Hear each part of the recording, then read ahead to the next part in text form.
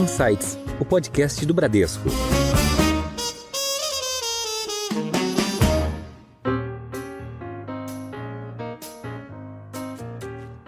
Eu acho que talvez tenha um pouco de misconception aí, uma má avaliação do que seria defender os Estados Unidos, defender a indústria nacional e do que seria defender realmente o americano. Porém, o que eu acho que se sobrepõe é que existe essa leitura de que há uma exaustão, há uma fadiga com relação aos Estados Unidos no mundo, e esse modelo atual ele não mais contempla a classe média americana. Quanto ao aspecto do comércio, eu acho que o Brasil, assim como em 2018 e 2019, ele vai ter grandes chances de se beneficiar da situação atual. É verdade que alguns produtos parece que já está meio a capacidade, a soja, por exemplo, a China já importa 70% da soja do Brasil. Tá, vai importar mais? Pode ser que importe mais, mas eu acho que já começa meio que exaurir essa capacidade, mas eu acho que tem uma grande oportunidade para outros produtos, tá? Olá, tudo bem? Você ouviu agora alguns destaques de hoje, mas tem muito mais. Eu sou o Carlos Machado, estrategista-chefe do Bradesco Global Private Bank, e esse é o Insights, o seu podcast semanal com ideias que provocam um novo jeito de pensar. Como todo esse contexto global mais volátil está influenciando seus investimentos, nesse episódio vamos falar sobre os desafios e oportunidades diante do tão debatido movimento de tarifaço e o que está em jogo com o presidente americano Donald Trump. Com novas informações a cada dia, a política econômica e comercial do mundo pede sempre novas análises e reflexões. E você vai ficar por dentro de tudo aqui. Para falar mais sobre esse assunto, eu converso com o Vitor Araújo de Holanda Jó, economista do Bradesco, especialista em Estados Unidos. Como vai, Vitor? Vou muito bem, Carlos. Muito obrigado, um prazer estar aqui. E vamos debater sobre esse assunto tão em alta, né? É capaz de a gente sair daqui e já ter uma nova informação. Então é super importante estar a par do que está acontecendo. Vitor, eu vou ficar de olho aqui nas notícias, porque se alguma coisa sair nesses próximos 30 minutos, a gente pode mudar de opinião e fazer um update pro ouvinte, tá? Uhum. Mas eu tenho que confessar para você que nessas 2 últimas semanas eu tenho me sentido como se eu estivesse num reality show. Uhum. E esse reality show, se eu tivesse que dar um nome, seria a arte da negociação. De muita coisa acontecendo. Mas para iniciar aqui o nosso bate-papo, Vitor, você poderia dar um overview aqui para o nosso ouvinte aí das 2 últimas semanas, de todos os eventos que tem repercutido na mídia? Sem dúvida, eu posso tentar, né? Porque como você falou, são 2 semanas que, enfim, do jeito que está, parece mais de 2 anos, né? Eu acho que, assim, em resumo, né? Acho que uma frase que tem ficado muito em alta, tem sido muito repetida, promessas feitas são promessas mantidas, né? Então, acho que na campanha presidencial, o Trump, ele abordou muito esse tema de que ele iria redesenhar o fluxo comercial global. E uma forma de fazer isso era com a implementação de tarifas comerciais, né? Então, lá no dia 1º de fevereiro, a gente já começou a ver um ensaio disso, quando ele fez a implementação de tarifas no Canadá e no México. Tá? Depois ele voltou atrás, etc. E nessa idas e vidas ele falou que existiria o dia do Liberation Day, né? Que seria esse dia 2 de abril, o dia do grande tarifaço. Libertação. O dia da libertação da América, exatamente. Enfim, teve esse dia, ele fez o anúncio ficou mais conhecido como tarifas recíprocas, né? Porque iria endereçar mais essa questão de que os países taxam muito os Estados Unidos, onde os Estados Unidos não os taxa tanto. E o anúncio, assim, o mercado... E os agentes de mercado, né, eu falo economistas, PMs e todos, a gente esperava, assim, a barra tinha subido, né, com relação ao anúncio, se esperava que as tarifas seriam, sim, de fato implementadas, mas eu acho que ninguém chegou a cogitar que seria tamanha amplitude, a magnitude, né? Uma tarifa média, assim, saindo de 2% para indo para 25% naquele dia, porque depois teve idas e vindas, como você bem colocou, né? E isso daí suscita inúmeras implicações para a economia, tá? E eu acho que para o mercado também, né? A gente viu uma reação de mercado que foi do choro ao sorriso. Violenta. E, enfim... Se quiser complementar um pouco sobre isso, porque... Eu acho que todos esses eventos que você comentou, de fato, impactaram muito os mercados. Né? Assim, um evento que aconteceu em 2022, que tem sido muito utilizado para descrever essas últimas 2 semanas nos Estados Unidos, foi o evento Liz Truss.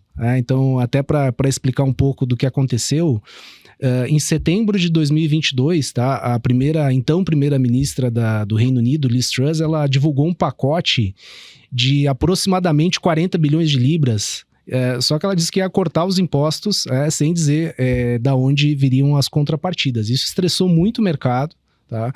Então a gente viu os investidores vendendo os ativos do Reino Unido de forma indiscriminada. Então venderam bolsa, venderam os ativos de renda fixa, eles venderam as moedas.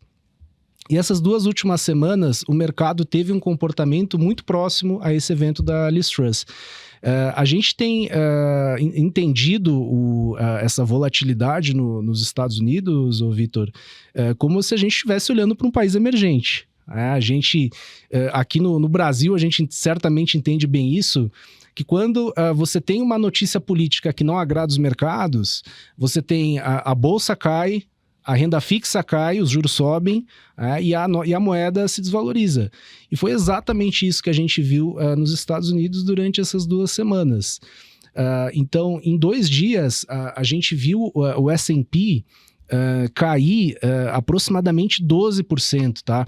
E se você voltar a gente fez uma análise estatística para ver um período comparável quanto esse, você tem que voltar lá para 1987 para ter uma queda tão grande quanto essa no S&P.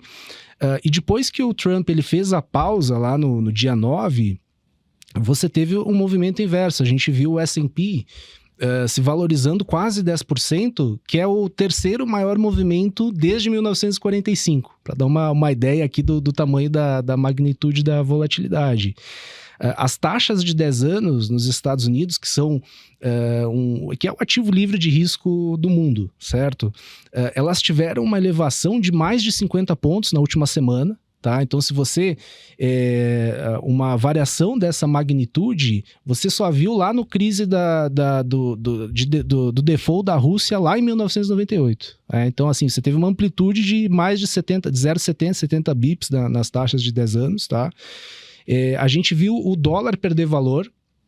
Tá? Então, o euro, por exemplo, ele se valorizou mais de 13,5% em 2 dias, então um movimento que você não via desde 2008. O franco suíço se valorizou mais de 8%, tá? em 2 semanas. Então, o franco suíço hoje, ele está negociando nos seus maiores valores contra o dólar e contra o euro da história. Tá? E não foi só a magnitude que foi muito significativa. As quebras de correlações do mercado também foram muito diferentes de tudo que as pessoas estavam acostumadas. O que se espera nos Estados Unidos quando você tem uma grande queda da bolsa? Você espera que os títulos de renda fixa se valorizem. Você espera que as taxas de juros caem porque os agentes passam a atribuir uma maior chance de cortes de juros. E a gente não viu isso, a gente viu elevação de juros. Então você quebrou essa correlação, essa interdependência entre a bolsa e o mercado de renda fixa. Além disso, você viu uma depreciação do dólar também. Algo que não é muito usual. A gente está acostumado a ver crises em que as pessoas correm para o dólar. Então, toda essa, como você colocou, assim, todo o motivo por trás desse comportamento muito diferente do que a gente está acostumado é que é uma crise que está pegando, que está tendo como epicentro os Estados Unidos. Então, ela que não se espalhou ainda para o mundo. Então, acho que daí que vem um pouco essa quebra de correlação. E para fechar, a gente viu aqui os ativos brasileiros, tá? Eles segurando mais a barra, vamos colocar assim, em relação aos ativos do resto do mundo. A Bolsa Brasileira, por exemplo, ela teve uma desvalorização de metade do tamanho do S&P. As taxas de juros aqui caíram, tá? E a nossa moeda ela se depreciou aí basicamente em linha com outros pares da América Latina, tá? Eu acho que isso tem muito a ver também já com o quão depreciados estão os ativos locais já há bastante tempo. Então você está num ponto que você acaba sendo se desvalorizando menos, dado esse seu ponto já de estar tão barato, né, aqui no Brasil, tá? Mas em suma eu acho que aqui bom ponto, dois bons pontos aí, a economia e os mercados, tá? Para a gente começar a discutir.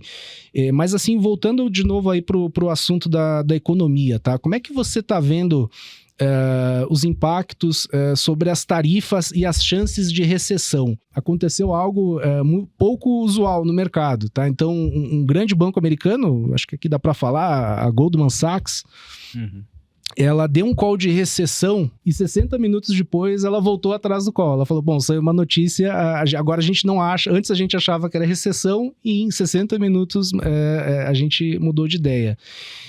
Como é que você poderia descrever aqui quais são os impactos para a economia americana dessas tarifas? O que você acha que é o cenário mais provável? Não, perfeito. Eu acho que esse ponto que você trouxe, assim, de um banco acabar tendo o seu cenário estopado em 60 minutos, eu acho que ilustra bem o pano de fundo de como a gente está lidando com a situação. Eu acho que como a situação está fluida, como ela é complexa, como é difícil fazer cenários e avaliações no meio de tantos tweets e disso e me disses que saem, né, até mesmo num sábado, domingo e tal, né?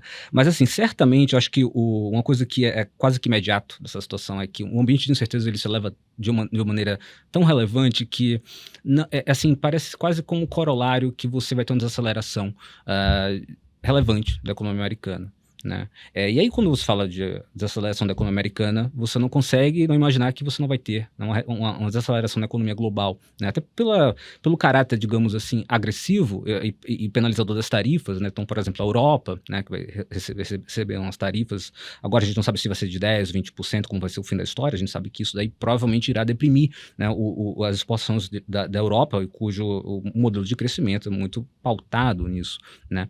Então, eu acho que de tudo, a incerteza ela leva a você ser mais cauteloso, meio que congelar os planos, né, os business plans, o capex das empresas, as contratações, os seus investimentos. Você não sabe, né? Lembrando, né, que o Trump ele faz essa pausa por 90 dias, então daqui a 90 dias a gente não sabe qual o regime a gente vai estar lidando, né, o regime, digamos, tributário agora, novo, né, que vai ser. Querendo ou não, ele aumentou a tarifa da China de maneira relevante, muito embora agora tenha colocado algumas exceções, né, em produtos de tecnologia, computadores, laptops, etc. Então, eu acho que o ponto da incerteza é fácil você falar que, poxa, vai ser... Você vai ter menos crescimento daqui para frente. E aí é por isso que eu acho que dá para ter um pouco mais de bondade com quem faz esses calls de recessão por conta da dimensão e desse impacto que é um pouco mais imediato. A amplitude, eu acho que a gente meio que não sabe exatamente porque a tarifa ainda não está dada. Então é difícil a gente navegar nesse cenário onde a própria tarifa a gente não sabe qual é. A incerteza continua. Isso. Eu acho que se eu tivesse que adicionar um ponto em relação a isso que você está comentando, Vitor, eu acho que tem uma grande incerteza do quanto que, no fim das contas, primeiro uma incerteza é que a gente não sabe o quanto que é a tarifa, como você colocou, mas uma incerteza com relação à capacidade, o quanto que essas tarifas elas vão chegar no consumidor final. Será que vai ser um repasse de 100%, de 80%, de 70%, de 50%? Eu estava lendo eu li esses dias um relatório preparado pelo Fed, que em 2018, quando a gente teve a primeira guerra tarifária, as empresas elas repassaram muito pouco as tarifas para o consumidor final. Tá? Elas repassaram na média lá do estudo na casa de 20%. Isso aconteceu porque as tarifas em 2018 elas pegaram principalmente bens intermediários. Tá? Então, nesse momento, a gente vai... as tarifas elas vão pegar os bens finais. Então, qual que vai ser... será que as empresas... lá em 2018, as empresas tiveram uma compressão de margem. Elas não foram capazes de repassar. Qual o tamanho de compressão de margem que as empresas estão dispostas a aceitar nesse momento, dada a situação do consumidor americano atual? Então, a gente vê um consumidor hoje que está pagando 22% de taxa de cartão de crédito, que está tendo uma taxa de mortgage, uma das mais altas em 15 anos, um consumidor que consumiu praticamente toda a poupança acumulada durante a pandemia. Durante a pandemia foram feitos vários estímulos fiscais, como a gente sabe.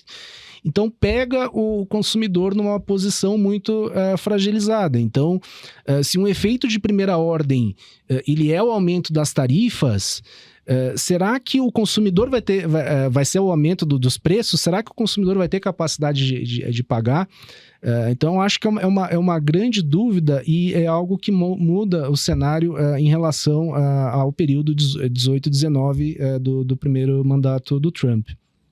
E como você colocou, a gente vê um cenário de incerteza para investimentos. Então, quando você tem incerteza, as empresas não investem, elas seguram o CAPEX, seguram os investimentos.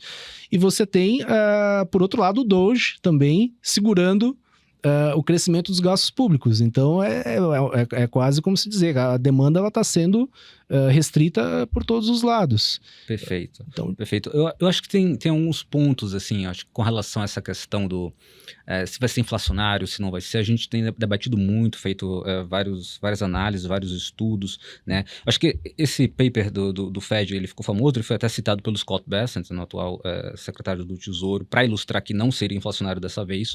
Eu acho que o ponto é que, assim, acho que pouca gente discute que vai ter uma mudança no nível de preços, né? Assim, os preços eles vão aumentar.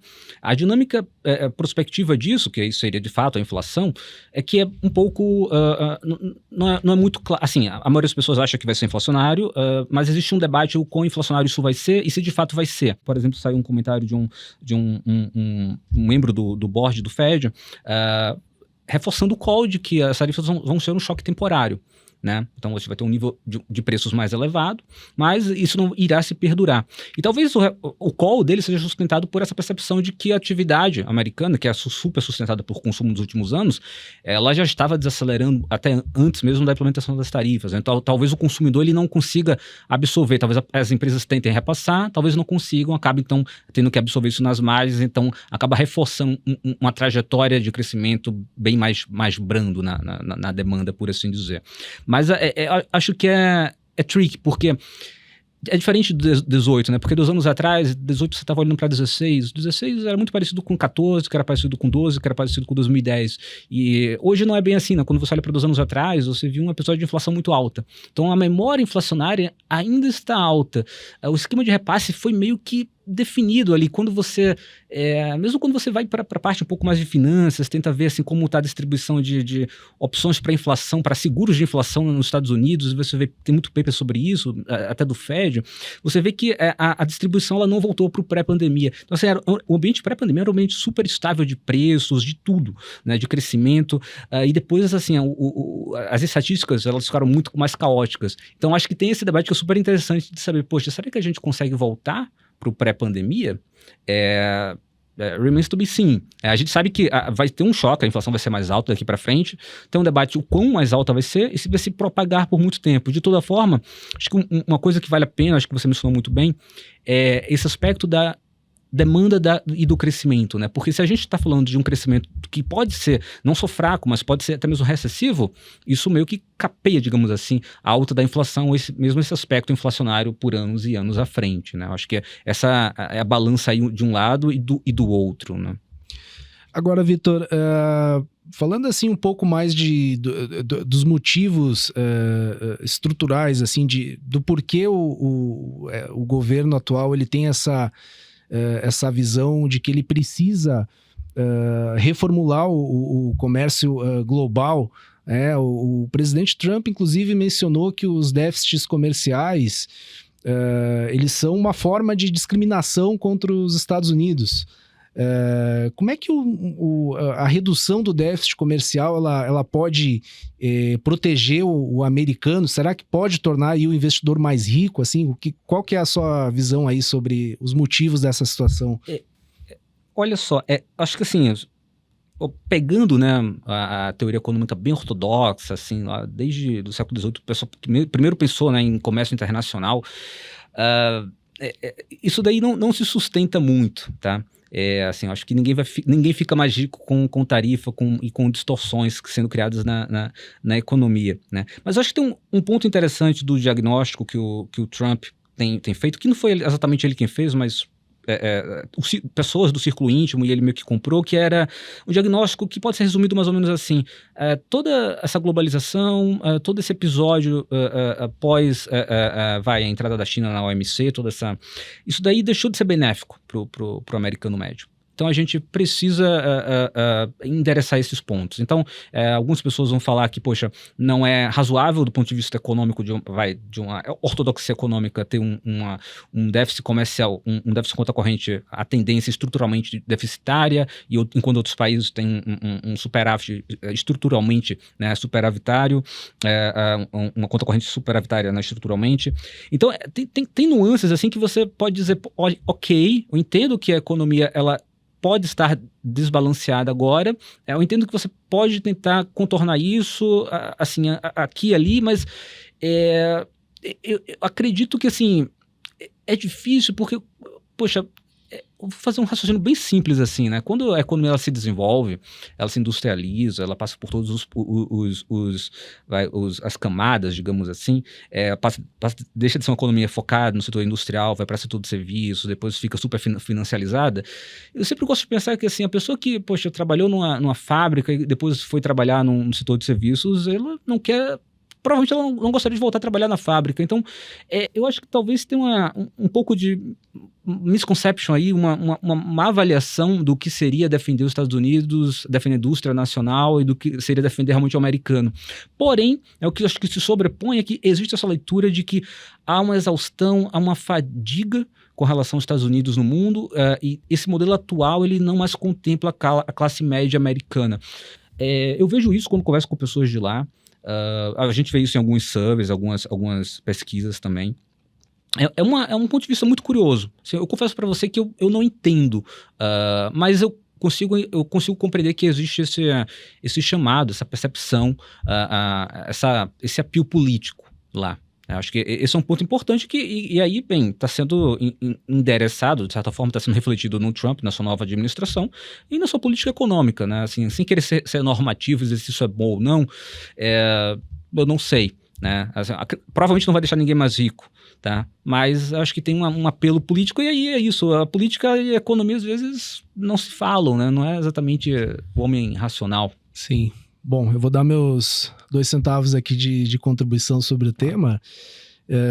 Eu acho que, assim, nenhum economista de credibilidade ele vai dizer que um país precisa ter déficit de transações correntes zero.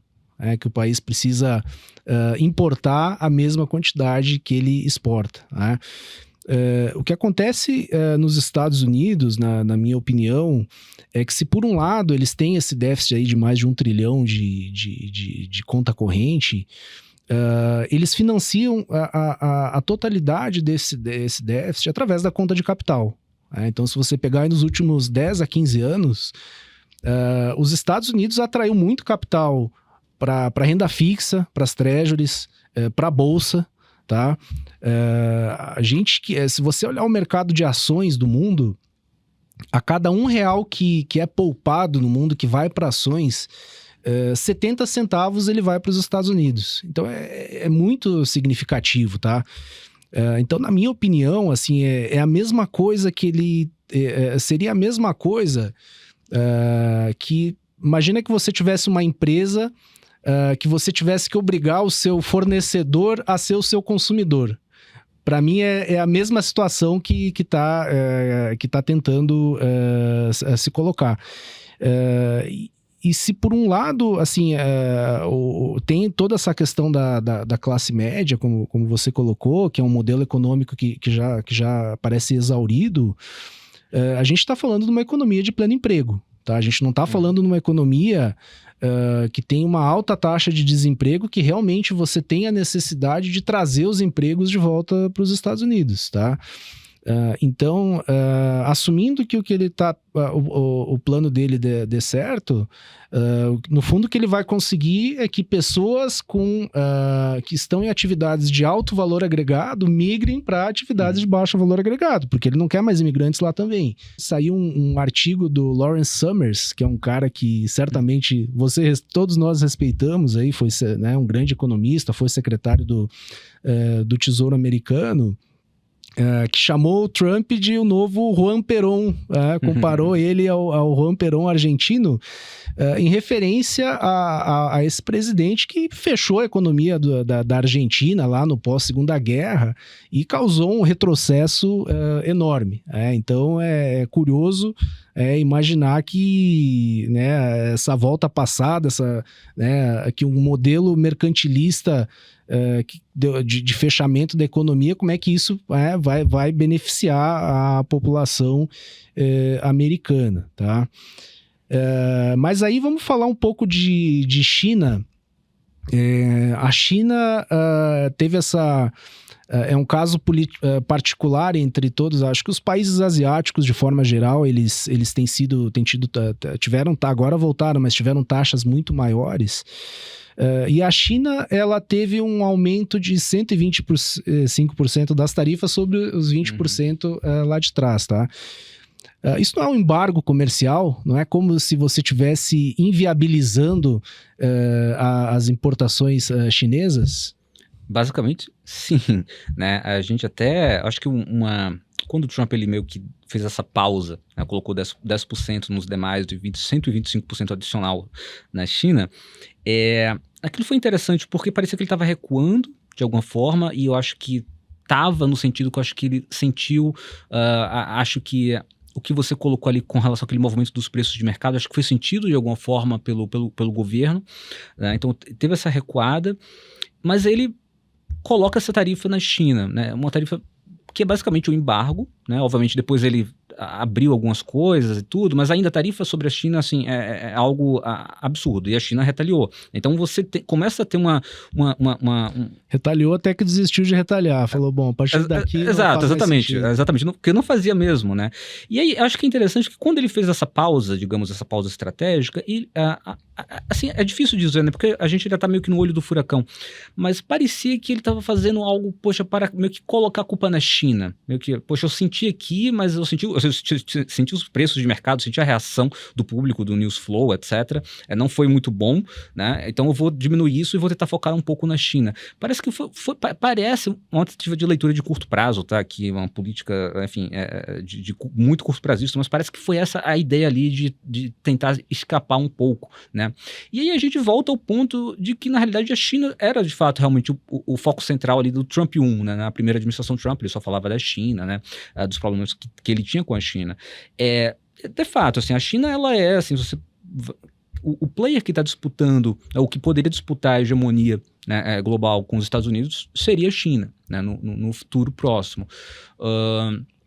Então, aí vem a questão, será então que, de fato, faz sentido o que está sendo feito? Eu vou então penalizar a economia chinesa para que eles fiquem longe de nós, para que eles não tenham acesso às mesmas tecnologias que nós temos, né? Eu acho que uma pessoa que é bem importante no círculo íntimo do Trump hoje é o Peter Navarro. Ele tem vários livros escritos, basicamente todos os livros para conter essa crescente chinesa, essa sombra do que a China pode fazer em cima dos Estados Unidos, né? E assim, eu acho que é claro, é um pouco claro com relação à administração atual, que sim, eles querem penalizar a China de alguma forma. E não necessariamente, né, poxa, que joga a China num quadro economicamente inviável, coisas assim, mas talvez estancar um pouco o crescimento chinês, né?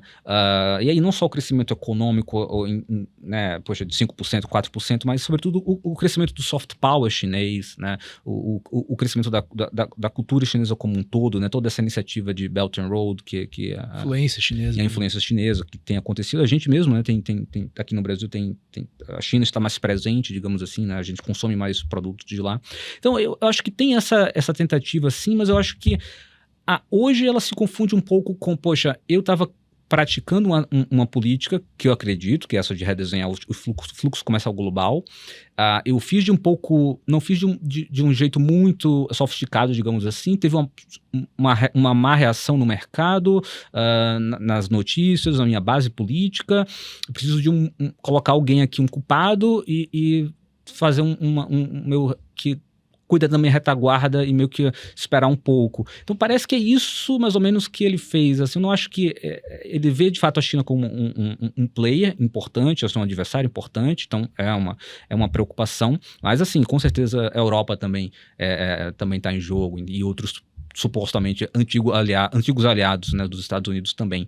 Então acho que não vai ser só a China que vai sofrer essas tarifas. Que vai sofrer. Você acha mesmo que os produtos da China não vão continuar sendo enviados para os Estados Unidos? Porque a magnitude da divergência, da dispersão das tarifas é tão grande. Você tem países com tarifas de 10, outros a China com 145. Será que um produto da China não vai acabar nos Estados Unidos via outros países? Porque para mim a conta não fecha. Porque simplesmente o México pode continuar comprando da China e exportar com 10%, né? Ou sei lá, a tarifa que vai vir com o México. Provavelmente isso vai acontecer. Eu acho que a administração está tentando fazer com que isso não aconteça, mas é como você falou, a conta não fecha. Ou você taxa todo mundo de 125%, e aí você cria uma autarquia, e aí, obviamente, nada vai chegar, nada vai sair. Ou, bem, se você começar a discriminar, inevitavelmente, os agentes... É aquela história, né? Ninguém fica parado esperando ser taxado, né? Você sempre... Acha uma forma. Exatamente. Então, o fluxo comercial vai encontrar alguma forma, assim. E a própria China também, a gente vê uma reação que... algo que o mercado já esperava há bastante tempo, que era o Xi Jinping eventualmente dizer que vai fazer um fiscal mais forte. Então, na semana passada, ele disse que, agora de fato a gente precisa compensar esse efeito de perda de demanda para os Estados Unidos através de demanda interna. Ele divulgou aí um pacote de cerca de 400 bilhões de dólares, mais ou menos, né? Sim, sem dúvida. Acho que sim, acho que a China ela vai...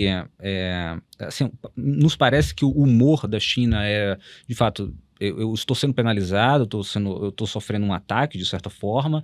Acho que tem um sentimento nacional de a gente precisa responder. Acho que uma excelente desculpa para você implementar estímulos fiscais mais relevantes, agora mais focado no consumo, na demanda interna, de maneira que acho que sim, acho que tem esse contra-efeito, né? De, poxa, eu estou sendo taxado, mas eu vou fazer um fiscal. E lá, na economia de mercado, ela não funciona de maneira tão similar como a nossa. Então, acho que o governo ele tem muita bagagem, muita pistola, digamos assim, para descarregar ali de fiscal, sem grandes preocupações. Tem munição. Exatamente, sem grandes restrições como a gente tem. Exatamente. E aí falando um pouco, nós falamos da China, acho que faz sentido a gente falar também um pouco da Europa, o que é uma característica marcante aí a Europa é um aliado tradicional dos Estados Unidos desde sempre, né? Principalmente aí desde a Segunda Guerra Mundial. Uhum. Agora a gente vê a Europa tentando estreitar ainda mais essas relações com a China. Você acha que você pode ter uma Europa muito mais pró-China do que Estados Unidos? Um outro episódio, só para comentar aqui, o próprio presidente da Espanha falou, olha, a gente precisa ficar mais próximo da China. O Scott Bessent falou, olha, isso para se acontecer é como se fosse um suicídio para a Europa. Você acha que pode ter uma aproximação nesse sentido? Não, eu acho que pode ter uma aproximação, mas uma aproximação, eu diria que pontual. Eu acho que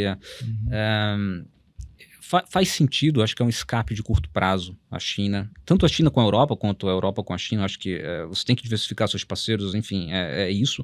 Mas eu acho que também cabe lembrar que assim, a Europa ela tem uma grande preocupação com relação à China, por exemplo, inundar o mercado europeu com produtos baratos, e a gente já viu, né, como isso afetou a indústria de carros alemã.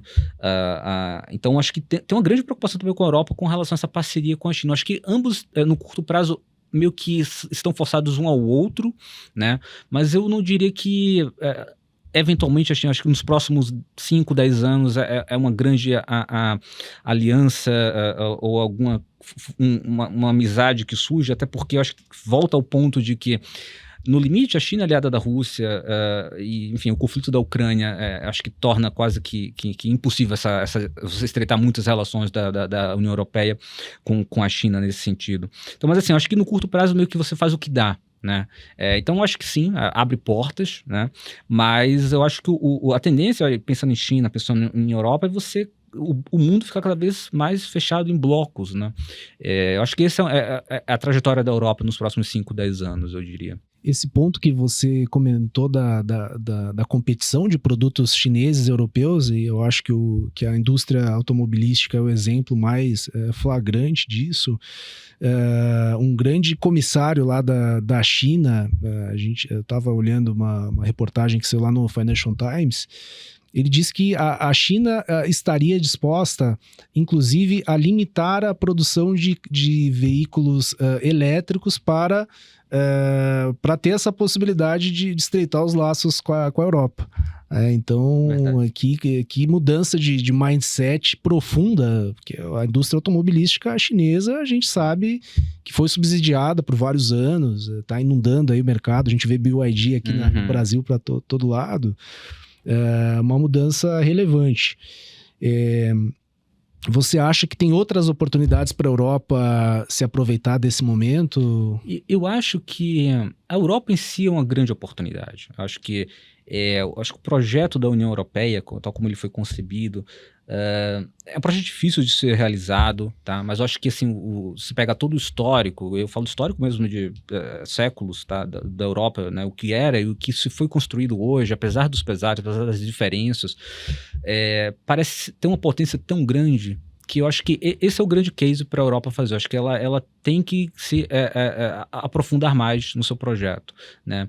E aí, mesmo quando a gente vê essas iniciativas, poxa, de uma Itália meio cética, ou uma Alemanha ali que tem um partido que não é cético com a União Europeia, mas assim, o fato é que, diante ainda mais do quadro atual, nenhum país hoje sobrevive sozinho, né? Acho que o Reino Unido é um exemplo, parcialmente é um exemplo disso, né? Que acabou saindo e... Brexit um grande desastre. Exatamente, né? Foi um grande desastre pro Reino Unido. Então acho que a grande aposta da Europa, na minha opinião, deveria ser num bloco europeu, que é um bloco assim que você para pensar, são 500 milhões de pessoas, né? É um bloco super, assim, avançado em várias questões institucionais, a facilidade de fazer negócios. Então, assim, é um bloco no qual, de certa forma, ok, não entrando exatamente no mérito da Ucrânia, mas em si, o fato é que ela tem uma relação muito próxima com a Ucrânia, a Ucrânia virou um player militar importante no mundo de hoje, é um país que tem experiência, né, com guerra, assim, já desenvolveu uma certa tecnologia, né, conseguiu pegar tecnologias de vários players ali da OTAN.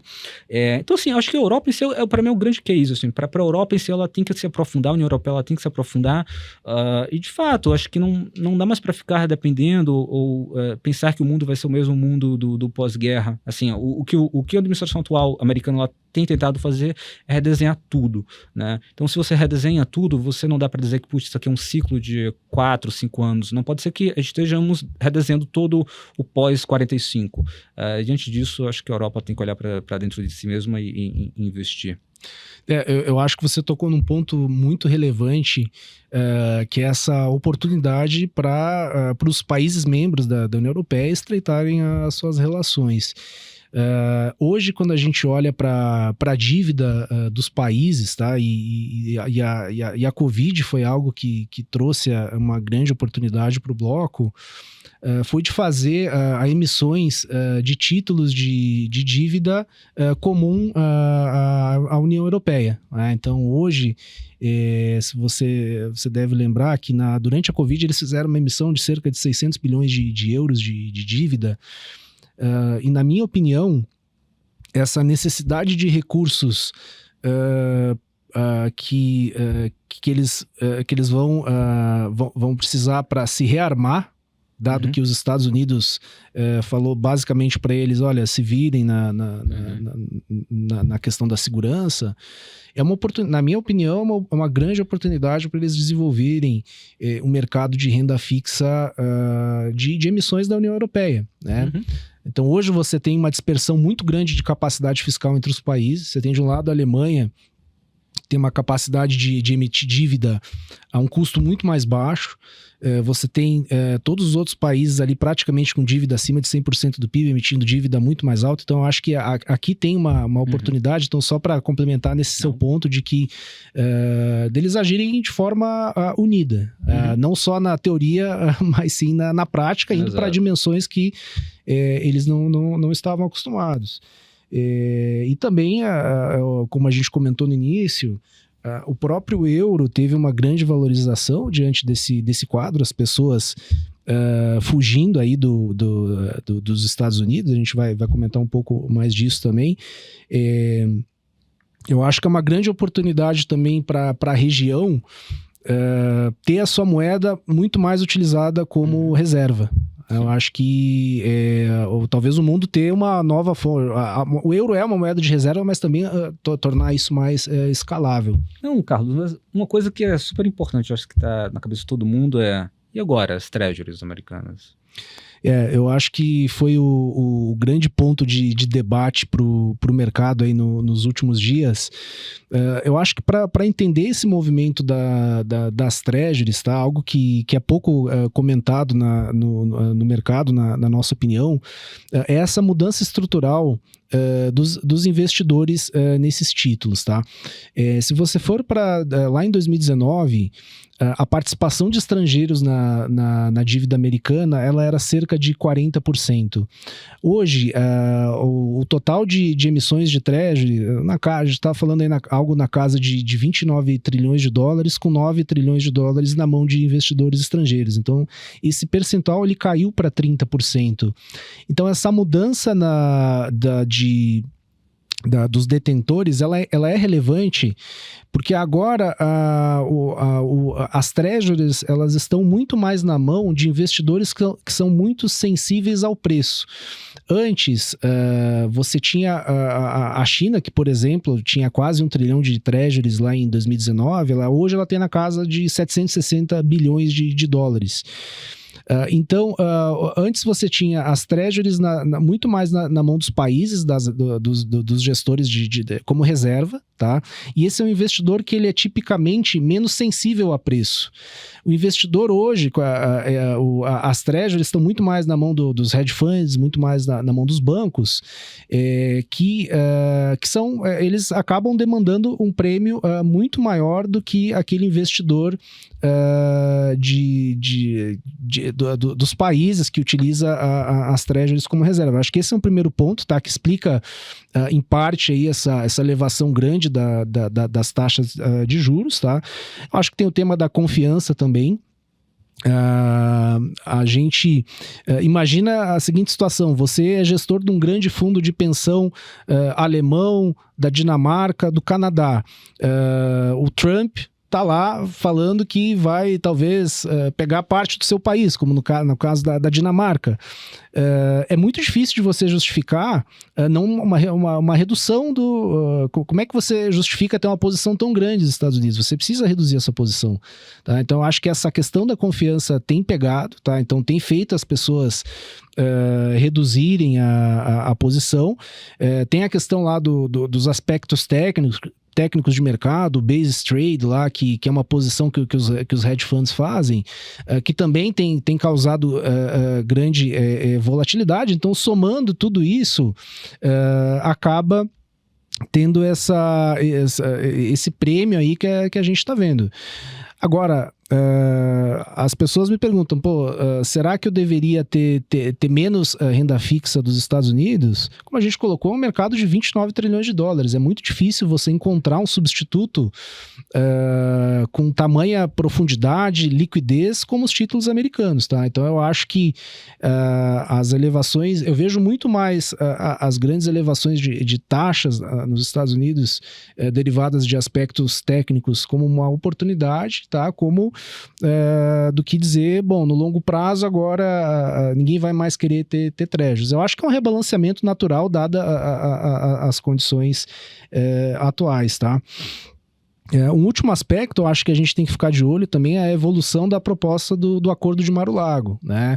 Esse acordo existe dentro do time econômico do presidente Trump a ideia de que é possível trocar as treasuries por títulos centenários com taxas de juros muito mais baixas, tá? Eu acho que se isso acontecer, eu acho que a gente vai ter uma crise tão grande ou maior que 2008, dado que as treasuries são o ativo livre de risco de mercado. A gente não acha que isso vai para frente, tá? Mas algo para a gente ficar de olho. E com tanta coisa acontecendo lá fora, como é que o investidor aqui no Brasil deveria pensar? Eu acho que é um excelente ponto. Assim, o Brasil, assim, se você perguntar para qualquer economista, ele vai dizer que o Brasil é uma economia fechada, tá? Se você pegar a proporção de importação e exportação como percentual do PIB, faz total sentido. A gente é uma economia mais fechada do que México, do que Canadá, do que outros países que exportam e importam muito mais.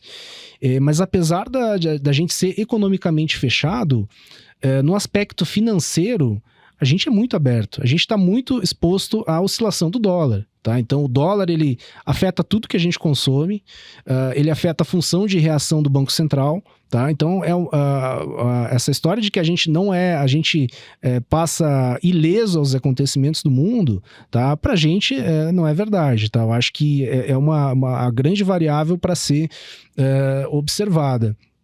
Quanto ao aspecto do comércio, eu acho que o Brasil, assim como em 2018 e 2019, ele vai ter grandes chances de se beneficiar da situação atual. É verdade que alguns produtos parece que já está meio a capacidade, a soja, por exemplo, a China já importa 70% da soja do Brasil. Tá? Vai importar mais? Pode ser que importe mais, mas eu acho que já começa meio que exaurir essa capacidade, mas eu acho que tem uma grande oportunidade para outros produtos, tá? Então, por exemplo, o Brasil tem uma lista de 700 produtos que ele compete com a China pelo mercado americano. E aí calçados, vestuário, itens de menor valor agregado, que eu acho que a gente vai ter todas as condições para ganhar espaço. Hoje, o que o Brasil mais exporta para os Estados Unidos é petróleo, aeronaves, aeronaves e aço. Eu acho que o aço vai ser penalizado, né? Os Estados Unidos, eles precisam, de fato, serem fortes no aço para defesa. Então, eu acho que o aço vai ser penalizado, o petróleo ele vai ficar de fora disso, tá? Então, eu acho que é uma grande oportunidade para se desenvolver em outros produtos. E saiu hoje também, no final de semana, no Financial Times, lá saiu uma reportagem de que a China já está importando 20% a mais de frango do Brasil nesse início do ano. Então, o frango sendo mais importado, o próprio prêmio da soja local em relação ao prêmio do preço da soja de Chicago já está abrindo, ou seja, a China está comprando mais soja do Brasil. Então, em resumo, acho que uma grande oportunidade aí para a gente ganhar outros mercados, tá? Mas, Vitor, a gente não falou do Fed. Como é que você acha que essa situação impacta aí as decisões? Eu acho que foi interessante essa pergunta, porque acho que é um debate que está bastante em alta, né? O que o Fed vai fazer diante desse cenário, né? Acho que o Fed, ele, de certa forma, ele foi feliz quando ele começou a fazer um pivô ali por volta de dezembro, em termos de jogar os cortes para frente para ver o que ia acontecer, né? E hoje, quando você avalia o discurso dos principais membros, ou mesmo não dos principais, mas dos outros membros, como os presidentes dos Feds regionais, todos muito nessa pegada de, poxa, olha, a gente vai enfrentar um choque que é inflacionário de imediato, os preços vão subir, né? Mas também ele é depressivo em termos de crescimento, né? O crescimento vai ser menor. Então a gente precisa avaliar o que vai acontecer, qual vai ser o net, a resultante disso. Então, o que é que se tem feito e falado e reforçado poxa, meio que joga para frente. Essa, de uma maneira um pouco resumida, essa tem sido o posicionamento, né, dos membros. Tem gente que poucos agora, na verdade, mas tem gente que ainda defende que vai ser um choque transitório, temporário, né, vai ser muito mais depressivo para o crescimento, tem gente que acha que vai ser mais inflacionário. Então, acho que é meio que a gente vai ter que olhar dado a dado, mês a mês, como a gente colocou aqui, né, a gente não sabe exatamente quanto de tarifa foi feita, né, existe um range que pode mudar depois dessa nossa conversa aqui, pode ser outro amanhã, né, então acho que o Fed ele tem sido muito oportuno em termos de jogar para frente e endereçar esses dois pêndulos, né, uma atividade mais para baixo, uma inflação mais para cima, e eu acho que é importante, uma coisa que me chamou a atenção foi o Powell. Ele fez uma aparição já, né, recentemente, para endereçar essa questão, e ele vai falar novamente agora nessa semana, e ele geralmente não fala muito entre duas reuniões do FONC. Então eu acho que é a ideia de você realmente costurar o debate, meio que montar uma estratégia, e provavelmente essa estratégia, defendê-la, é de esperar para ver, né? Acho que o cenário ainda nos parece mais depressivo do que inflacionário per si, mas como a gente tem discutido aqui desde o início, né, as situações estão muito fluidas, né, e assim, o que a gente não deixou de ter ao longo desses últimos anos aí foi surpresa. Então, acho que o Fed ele vai endereçar dessa forma com cautela, obviamente uma surpresa de uma economia muito mais anêmica, eles vão cortar mais rápido, senão vão segurar mais para cortar. Eu acho que essa é uma estratégia que parece ser vencedora. Por enquanto, acho que eles vai ser basicamente isso que o Powell deve endereçar na sua próxima entrevista. E faz todo sentido para o Fed avaliar o quão transitório vai ser esse choque.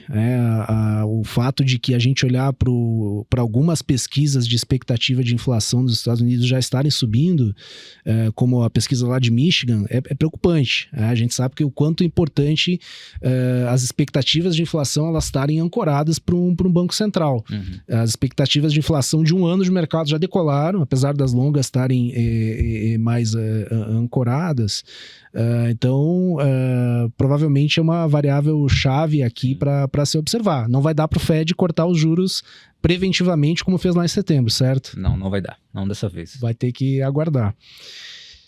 Muito bom. Bom, agora a gente vamos para a parte final aqui do nosso podcast, Vitor. É costume dos convidados aqui trazerem uma dica cultural. O que você tem aí para indicar de leitura, vídeo, filme? O que você... Bacana, Carlos. Assim, a minha indicação hoje vai ser de um filme. Geralmente eu indico livros, mas eu acho que com tanta coisa acontecendo, acho que vale a pena um pouco relaxar enfim. O filme que eu indico é o Rogue Trader, tá? É um filme que é pouco comentado, mas quando eu assisti, já faz um tempo, quando eu assisti me instigou muito com relação ao mercado financeiro, a entender como funcionava o mercado de futuros, especificamente esse filme trata é uma história real, né, de um trader de um banco inglês, sediado ali, que ele está fazendo uma operação de arbitragem ali na Ásia, nos anos 90.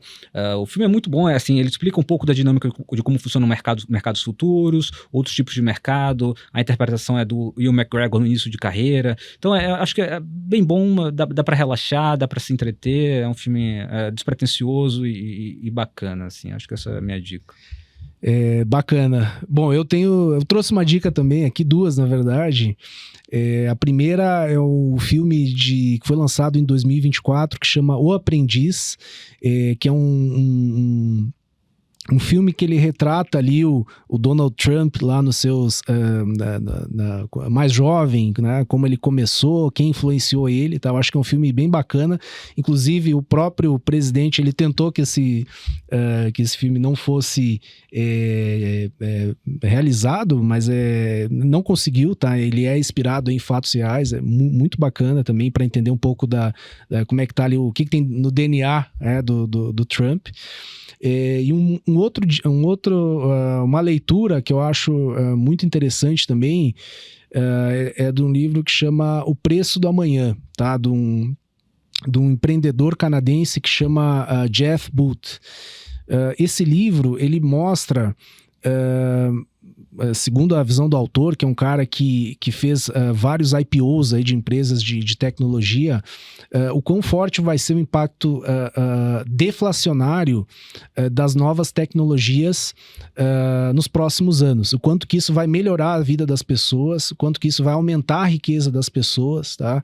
E como isso vai mudar a forma com que a gente entende o mercado financeiro. Então, um livro assim, bem fora da caixa, que para quem, leitura leve também, para quem quiser, e a gente deixa aí como dica. Bom, Vitor, chegamos aqui ao final. Muito obrigado, foi muito bom aqui bater um papo com você. E agora vamos sair aqui do bate-papo.